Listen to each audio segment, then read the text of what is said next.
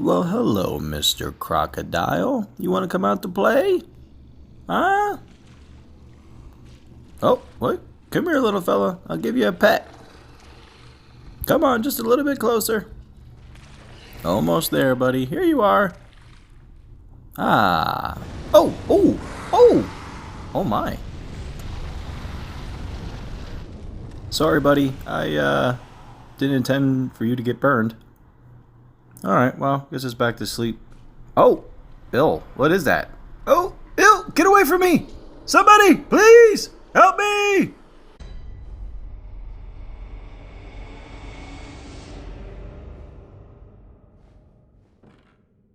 Now that I'm awake, everybody, welcome to Family Gaming and welcome to Bloodborne. Today, we are going to be going over fire damage in Bloodborne, and I want to ask you guys, do you think it is overpowered, or do you think it is just right for this game? This room here is just absolutely filthy. You, Crocodile, I think you need a colonoscopy. Excuse me for a second while I fix this beast. Just gotta get right in there. Yank it out. Ah, that's better. Now, on to the run. So, usual chores, as everybody does when they start a Bloodborne run. You run around and you pick up everything, but we are focusing on fire damage. So, we can use Molotovs, we can use the flame sprayer, and there are 2 torches that you can use, all doing fire damage. There's also the roped Molotovs, and we will go through the beginning of the run, and then I'll let you guys kick your feet up and watch the bosses get burned alive. So here we are in Central Yharnam. We pick up blood vials, as we said, and over in the corner, as you'll see, there are Molotovs to start you off with, and then we continue to run around.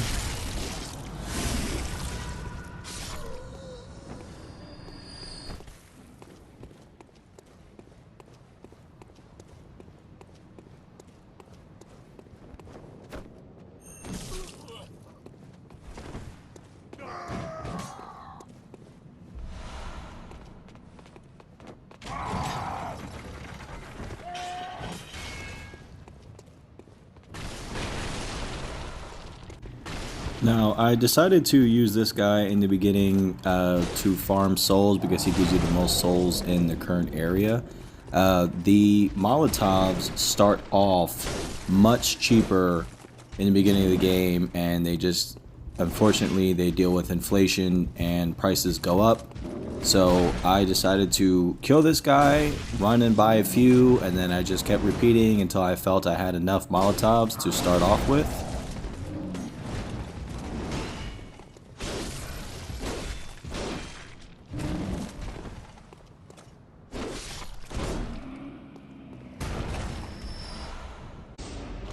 So here you can see Molotovs are 180, which is not terrible, but that price does just get increasingly more ridiculous. Now here we are, have Molotovs, and this presents the first problem. The Molotovs, they miss, and they miss quite often, and that leads to a few issues during the playthrough. So that is something to keep note of, as you can see. A Molotov is not very effective if you can't hit them. And yes, I know that I am using an axe, so if this was a challenge run, yes, you could comment below and say, I failed. I am aware of that. But this is not a challenge run, I just want to showcase how fire damage is in Bloodborne. Now, this is the greatest part of Bloodborne, and it also has to do with fire damage, and look at it go. Gotta love that fire damage.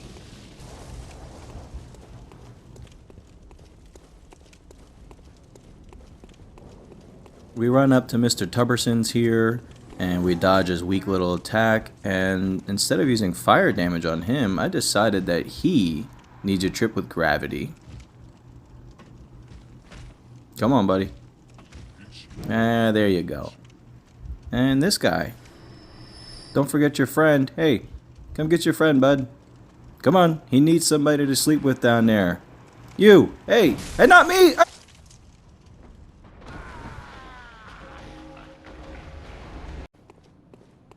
And here we are approaching Father Gascoigne. We're going to make sure we have everything that we need to make this fight go as smooth as possible with this fire.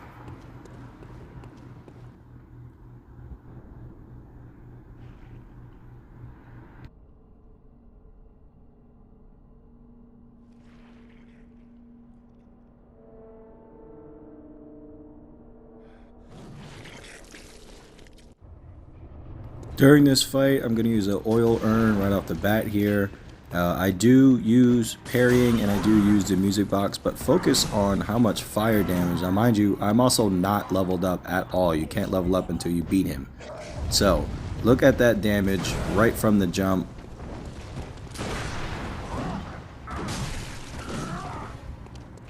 I will start to parry once I get out of this corner here. The graveyard is quite annoying. Here we go. Nice splash of damage at 190.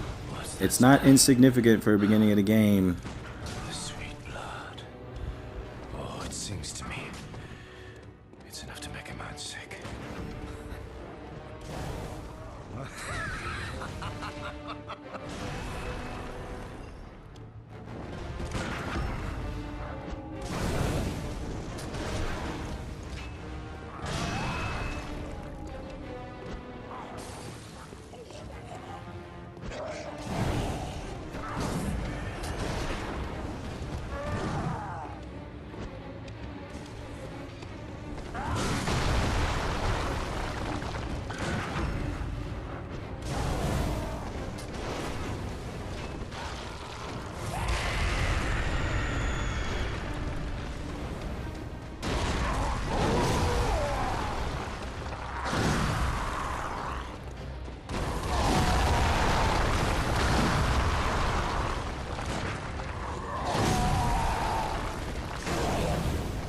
Now I do run out of Molotovs, as you can see, but I have a backup plan to make it only fire damage, and it's this wonderful torch.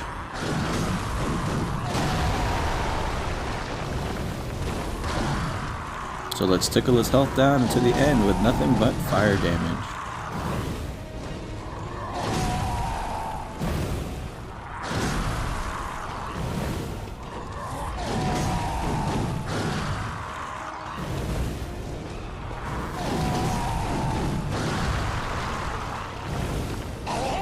First try, let's go.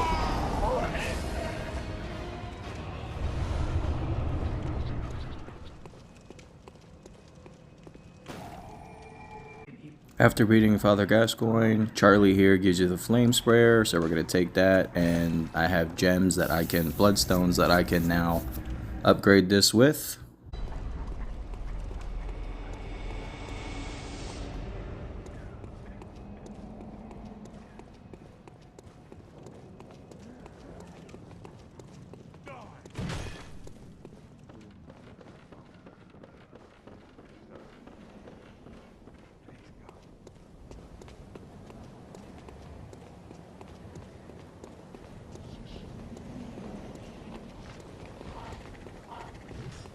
And now we're going to take this +2 flame sprayer and we're going to rush the beast on the bridge.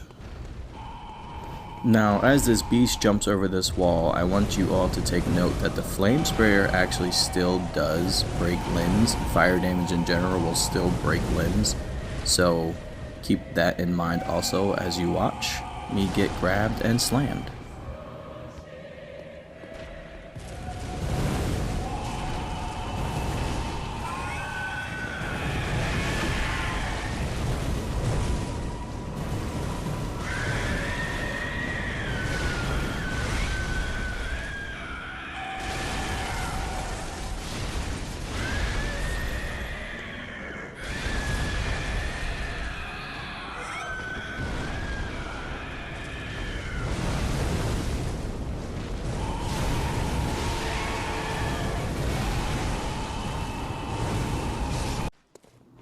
Now, the other thing that we need in this run is the upgraded torch. So, we're going to bully these cloaked men here.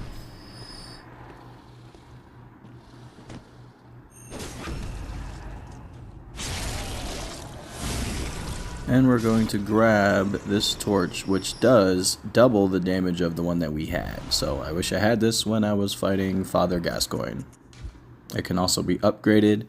The flame sprayer can also be upgraded, but neither of them you can put gems into, which does stink, but don't think I need it anyway. We do some chores around Old Yharnam and run away from all these beasts, which they are afraid of the torch, but sometimes they do try to lunge at you. And then we come in here, and the ones that are cloaked, they won't run from you, but I'm going to assert my dominance and let this game know how easy it is, and I can do a deathless run. Ah, maybe not.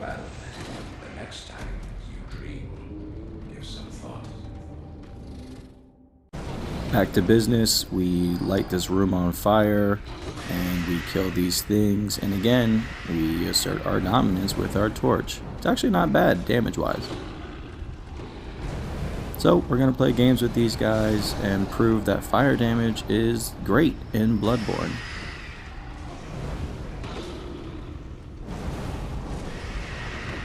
Honestly, I don't think we'll die again the rest of this run.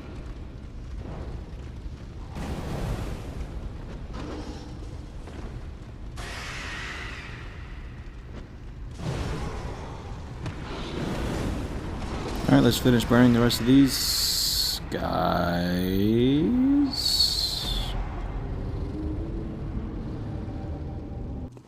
Okay, seriously, back to business. We're going to give this guy a colonoscopy on our way to the blood-starved beast.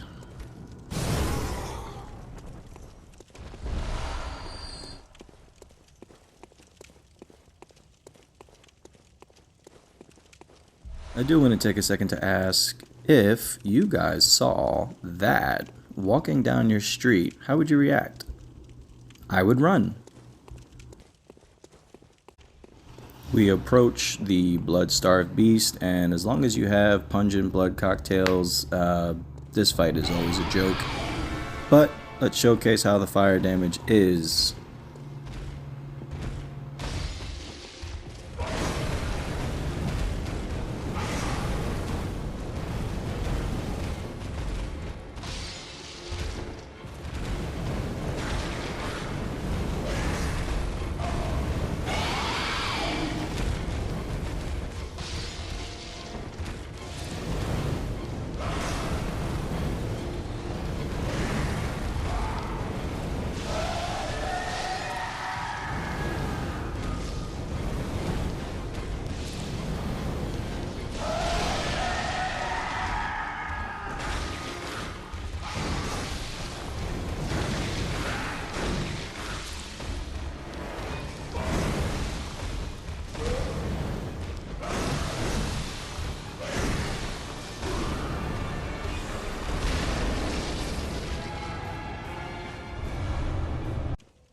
We steal the doll's clothes here in this chest and collect the rest of the goodies around here.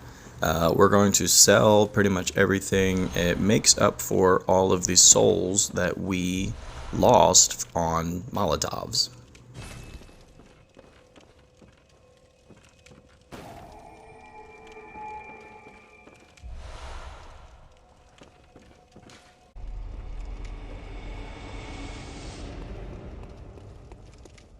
We came back to the old workshop so that we can continue descending all the way down the church.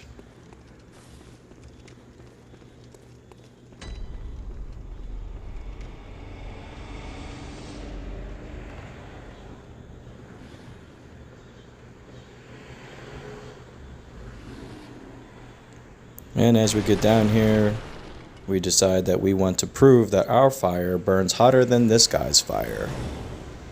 And we missed. And you're dead.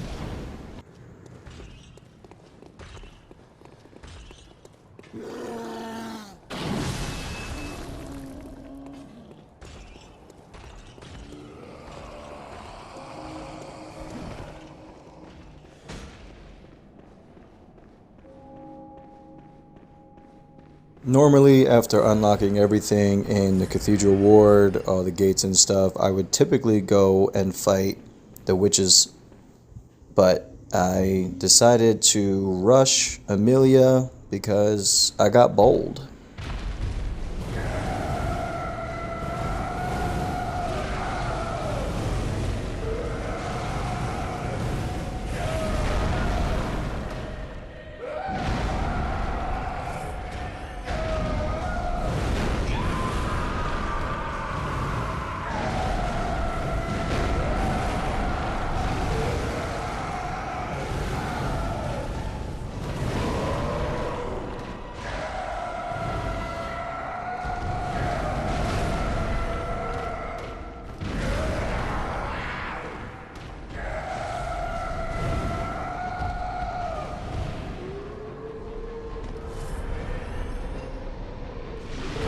As it turns out, Amelia does not like fire.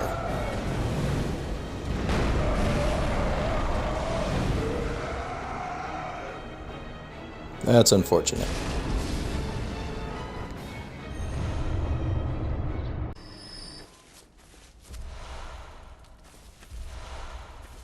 Here we grab bone marrow ash. You use it to enhance the fire damage from the flame sprayer. As long as you're holding it down, it'll keep it enhanced.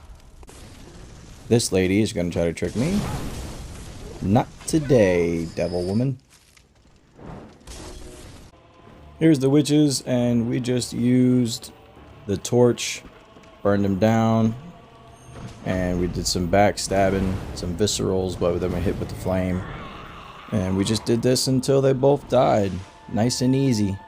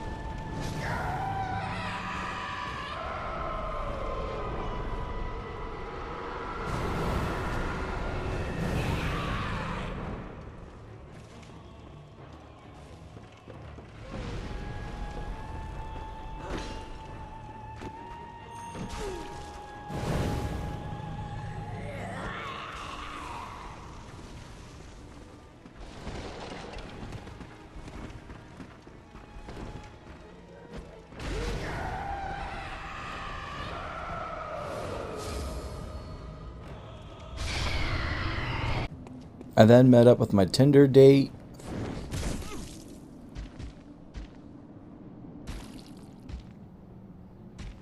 I play hard to get for a second, but then I get right back to it.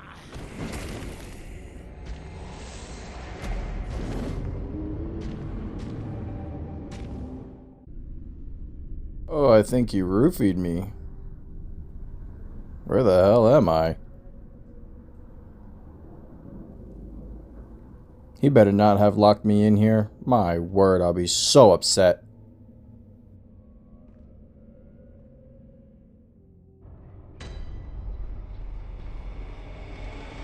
Oh, thank God.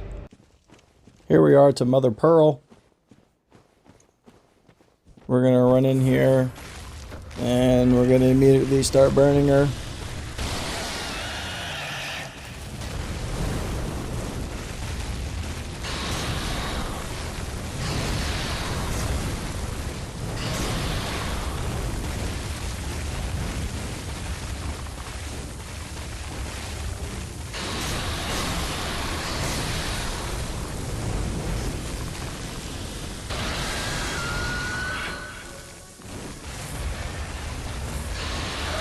She doesn't like my burning very much, so she decided to give me a combo.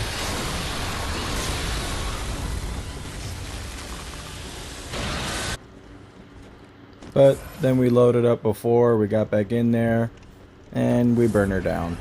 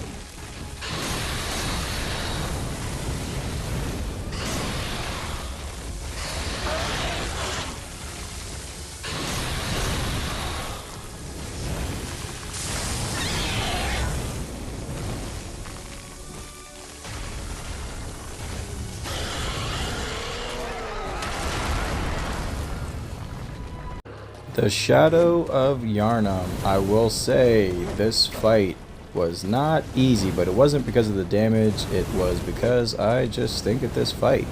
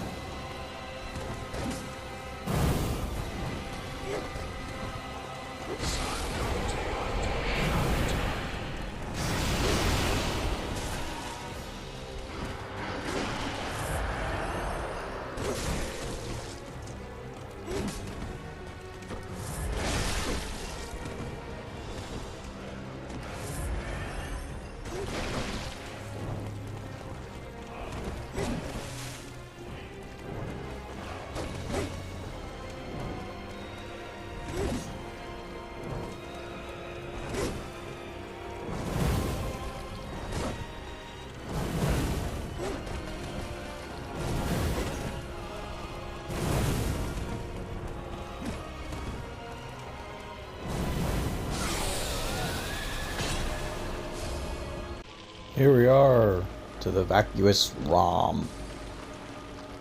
He was very easy, as you will see in a minute. The fire damage is really showcased in this fight here, and this is a late game boss. Just look at that.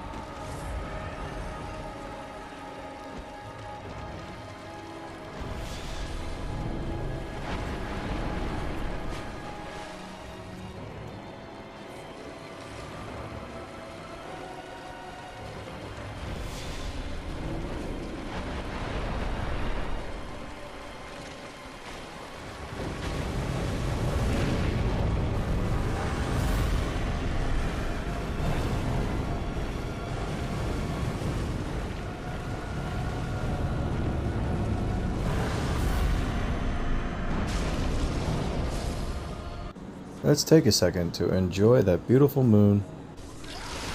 On to the fight. We burn these little witches up here with our torch.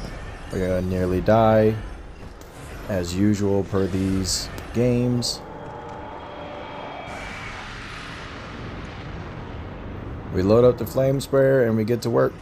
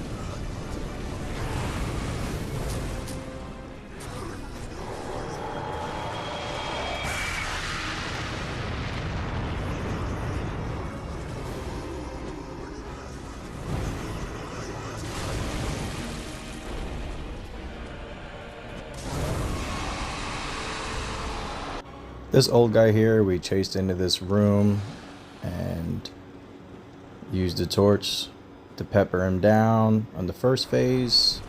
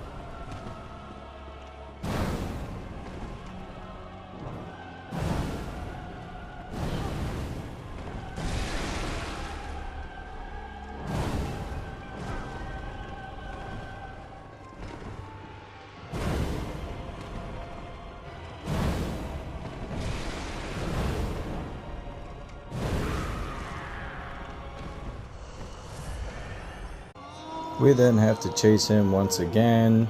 He wants to play hide and seek. I was afraid to jump down, so I decided to stay up here, and I tagged him from afar.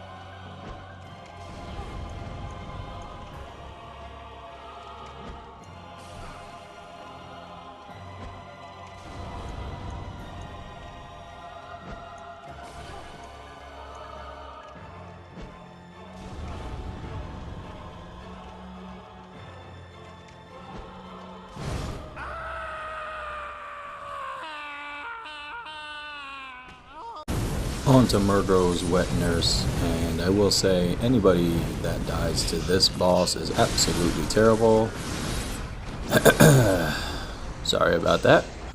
On a more serious note though, in the beginning you can just throw Molotovs. Damage isn't great to start off with, but it's free damage since she kind of just walks into the Molotovs, and then we take care of her from there.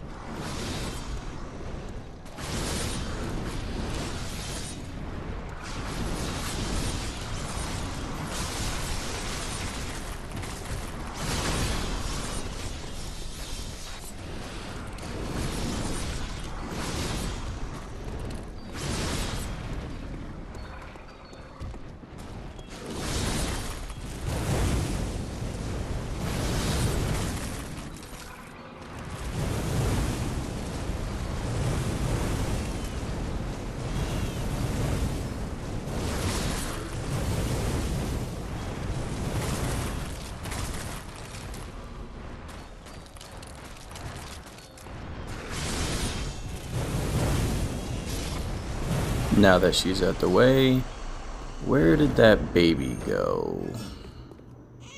To fight Gehrman, before anybody even yells at me, right here I changed it to nothing but fire damage on my +6 saw cleaver here. But it doesn't make too much of a difference as Gehrman kills me over.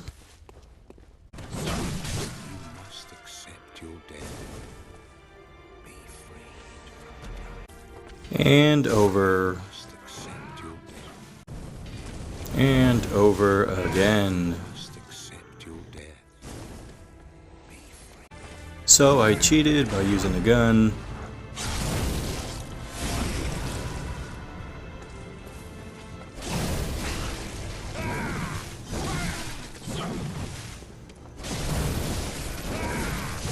And died to him anyway. Now this time I actually got him to his 3rd phase, and I don't know if it was because he was in his 3rd phase or because he beat me so many times, but he was awfully generous with the standing still here.